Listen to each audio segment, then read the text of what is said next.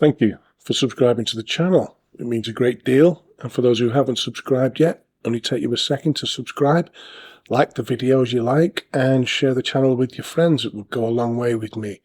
What I want to talk to you about today is Grammarly and why I like Grammarly and why I use it all the time.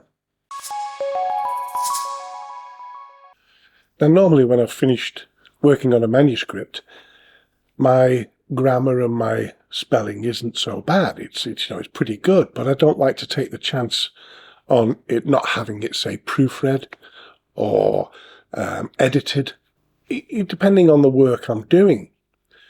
So, and if there's a case where I've had all that done, or I've gone over it myself with a fine-tooth comb, and I've thought, well, that's pretty spot on, then I'll have a look through Grammarly and see what Grammarly can find.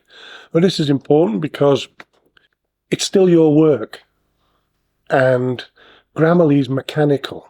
It tries to polish it, but it's not doing it from a human tone. It's up to you to either approve or reject any of the suggestions it makes. So let's go through this, and I'll show you exactly what I mean. But okay, what I've got here on the screen is a part of a manuscript I've already created. And as I say, the spelling's been okay. The grammar I feel is okay. And I'll just run it through now in the Word document, showing you, you may use something else. You may Google Docs, or if you're on Apple, you may use something else. I have no idea. I know you can use Word on Apple, but I like Word. And whoever you send your work off to, if you send your work off to anybody, they like Word too. So as you can see here, Word is suggesting a few things. Now, my Word document here is set up in British English for the language. And whatever it is that yours is, I'm targeting a British audience with this. Even though there are, and I'll talk about this again in another video about using, say, American English and British English and what you should consider when using them. But for now, I'm just going to go through and talk about Grammarly.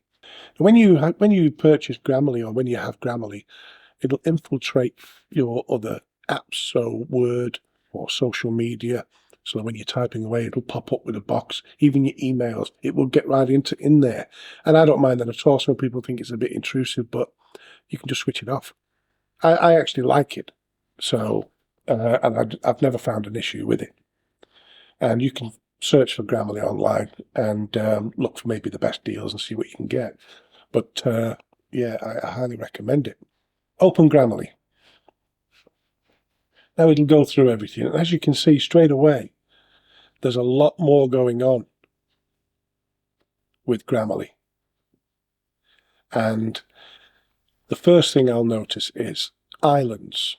If I click on that, and the reason I've clicked on that is because there's nothing wrong with that. So why is it highlight that? Well, it's highlight that because it's giving me an option here that there is obviously different quotation marks or different punctuations or whatever. And they're either straight or curly. And it's asking me, do you want them all to be the same? Yeah, of course I do. And I like them straight. So I'll click update. And all of those, the punctuations, I always find it a little bit tricky with the camera still, but are all corrected. And because I've set up Grammarly for British English as well, it's looking for things. Neighbouring. That's an O-R-I-N-G. It should be O-U-R-I-N-G for the UK. So I'll click on that and I'll change that. Great. Grey. G-R-A-Y. It's typically used in the US. And they use G-R-A-Y mostly. Well, in the UK, we use E-Y. So I'll click on that. There's the grey. Change it. Now, if I start at the beginning, just a couple of things I've picked out. This whole section here, which is highlight in blue, it's saying it would sound better in a different way. So if I look at it as amidst the turmoil, tales of heroism and human solidarity emerge, providing a glimmer of hope in the darkest of times. Look at the next one. If I click on that, this narrative is not only a testament to the destructive power of volcanoes, but also a poignant exploration of human endurance and the spirit to rebuild.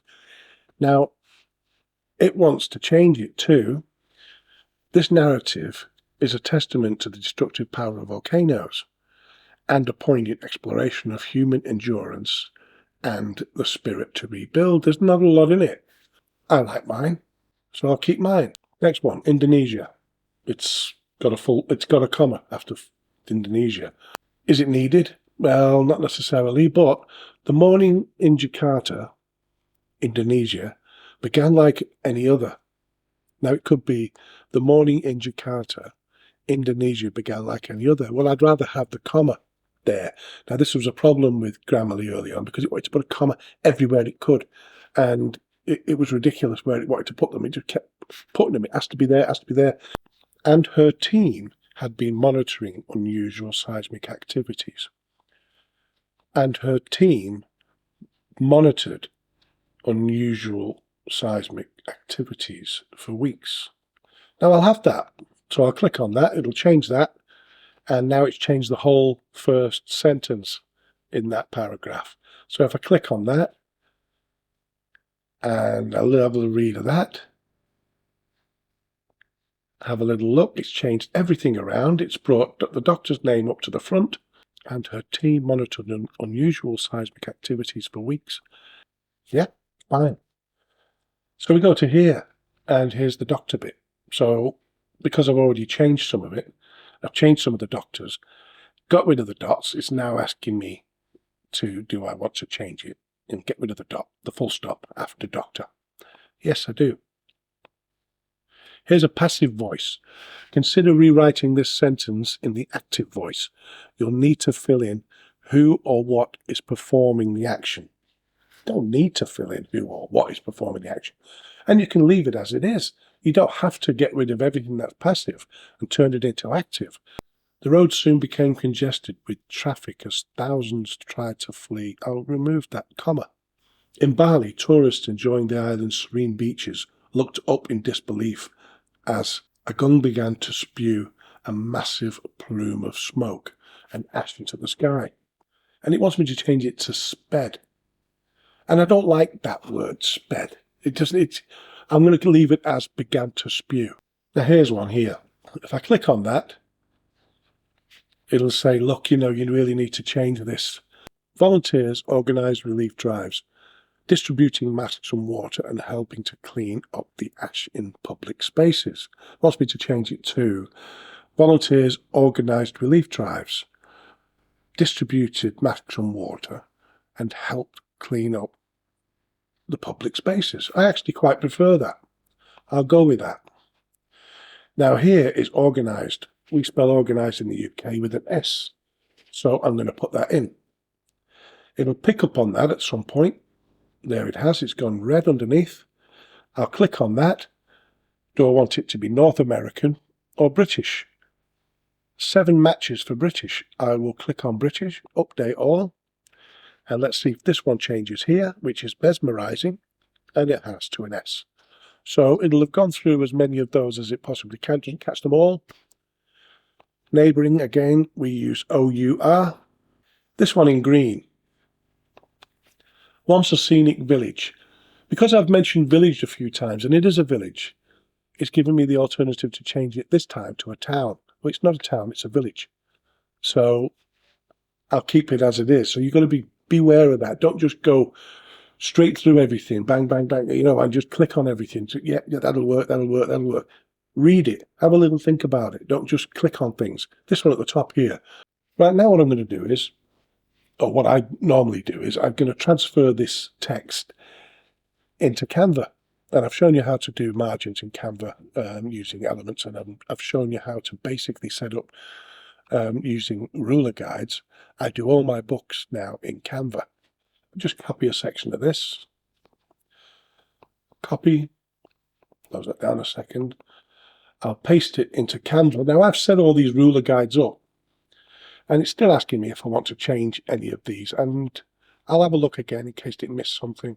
I've set this up like this because this is now going to be the internal gutter margin here on the right hand page. I shall now move that forward to where I've set up the indent. Go through this, move it along and to the indent marker, move it along to the indent. Right, if we just go back to Grammarly, there are other options here too. All issues, correctness. If I click on that, it'll give me some alerts and then point to some of the things that I might want to change. I could go for clarity. It will make suggestions on things I could change. Engagement. Is it engaging? Delivery. Just right. Okay, so that's fine. Plagiarism. If I switch that on, 1% plagiarism. Now, these are all my words. So to get 1% plagiarism, it's not an issue at all. So let's just have a little look at it. Because that's life, you know, not everybody says something new. Strategies to address the environmental impact of the ash cloud. That's nothing. There's no biggie. If that whole paragraph was plagiarism, that could be, yeah, you'd be probably in trouble for that. Now, if I just put the impact, for instance, checking, still 1% plagiarism. Mental health professionals were deployed to provide support. These are just normal, everyday things. So here we go down. There's still 1% plagiarism. Nothing at all to worry about. The arduous task of rebuilding their homes and lives. It's everyday words. It's an everyday sentence. I say everyday. Things are going to be used more than once.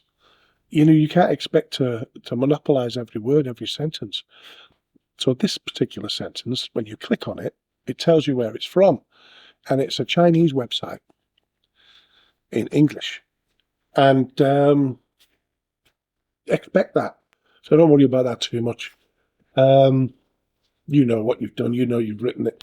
I love these programs, so I still recommend that you get a proofreader if you're not very proficient. You should get one anyway, really, because you can go word blind when you're doing something, and you just keep going and going. That is pretty common. Stuff like that, silly things. But because of the technology today, Grammarly is a really big help. You can use AI to assist, not to write all your work for you. And yeah, it's brilliant.